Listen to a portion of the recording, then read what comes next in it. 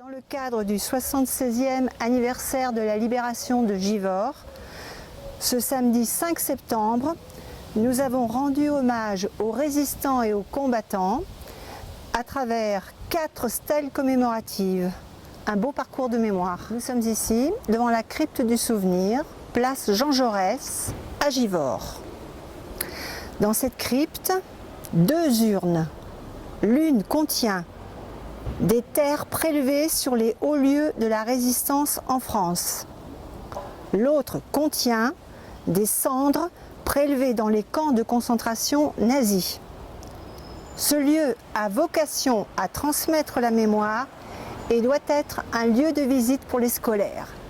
Fin août 1944, des convois allemands remontent du sud par la nationale 86. Sur leur route, des embuscades sont tendues par les forces françaises de l'intérieur FFI.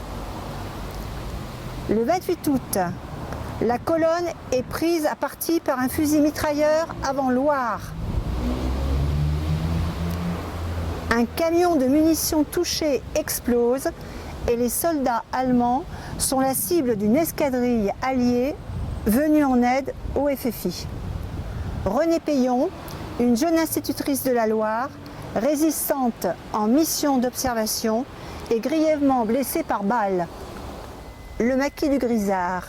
Fin août, le maquis de Saint-André reçoit l'ordre de rejoindre la ferme du Grisard vers Saint-Romain-en-Galles, appelée Camp Longarini, en hommage à Joseph Longarini, résistant descendu par des agents de la Gestapo place Puvis-Chavannes à Lyon.